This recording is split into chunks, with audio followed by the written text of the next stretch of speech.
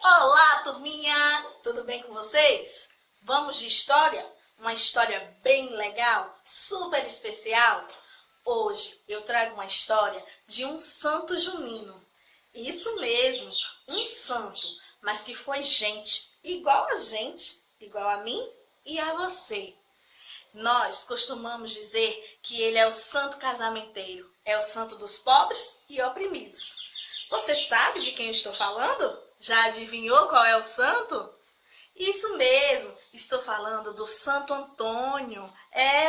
Esse que a gente diz que é o santo dos enamorados, dos apaixonados. Você sabe por que ele é considerado o santo casamenteiro? Vamos descobrir junto comigo? Vamos lá? Vamos chamar a história através de uma linda musiquinha? Vamos, eu te convido. Vamos lá? Abriu os dedinhos, juntou as mãozinhas e vamos cantar a musiquinha.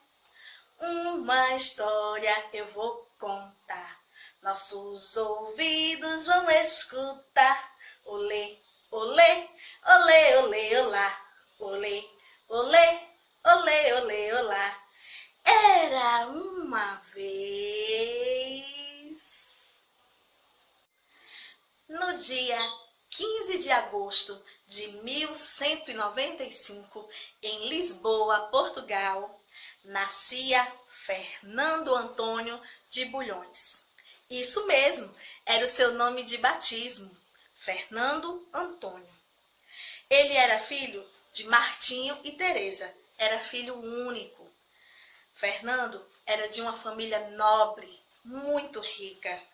O seu pai sonhava, almejava que ele pudesse seguir os seus passos e se tornar um cavaleiro do rei, assim como seu pai era.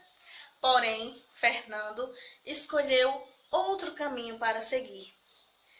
Ele decidiu entregar a sua vida para servir a Deus, pois desde muito pequenininho ele costumava ir bastante à igreja, às missas, e fazia muitas orações pedindo a Deus que protegesse os pobres e os oprimidos.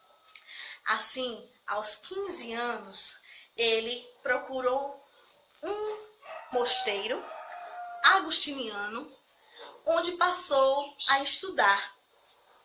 Era muito inteligente, muito estudioso. Logo se tornou um sacerdote da ordem agostiniana. Aos 25 anos, ele já era sacerdote. Assim, ele começou a servir os pobres e os oprimidos. Em 1210, chega em Coimbra a relíquia de 5 mártires franciscanos, 5 homens da ordem franciscana que deram também a sua vida para servir a Deus e que apareceu alguns homens muito maus e ruins que não gostam de ouvir a palavra de Deus e nem querem que as pessoas levem essa palavra, esse conforto, esse carinho para os que mais necessitam. Então eles foram e mataram esses 5 mártires franciscanos. Então, chegado em Coimbra, essas relíquias desses 5 mártires franciscanos, o Frei Antônio ficou maravilhado, ficou entusiasmado com as histórias desses mártires. E a partir daí, ele começou a pesquisar, ele começou a estudar a ordem franciscana e decidiu partir para um mosteiro franciscano. Chegando lá, ele estudou e se tornou frade e adotou o nome de Antônio, se tornando assim o frade Antônio. O frade Antônio, decidido da sua vocação de servir aos pobres, aos menos favorecidos, decidiu ir então para Marrocos para servir aquela população, levar a palavra de Deus e o consolo que ela traz. Assim, ele pegou um navio e viajou. Viajou durante dias e noites, até chegar em Marrocos. Porém, ele foi cometido por uma grave doença e teve que voltar. Mas o inesperado aconteceu. Os ventos sopraram muito forte e desviaram o navio em que Frade Antônio viajava. E este navio se desviou e foi parar na Itália. Chegando na Itália, o Frei Antônio conheceu aquele que ele tinha tanta admiração e respeito, o São Francisco de Assis. A fama de São Francisco de Assis já corria por toda a Europa. Ele era conhecido por seus grandes feitos com os pobres, com os animais, por levar a boa nova e pelos milagres. São Francisco ficou muito admirado com a inteligência e com a grande força de vontade de Frei Antônio. Depois do seu encontro com o Francisco de Assis, o Frei Antônio foi designado para lecionar nos mosteiros para os frades da Bolonha.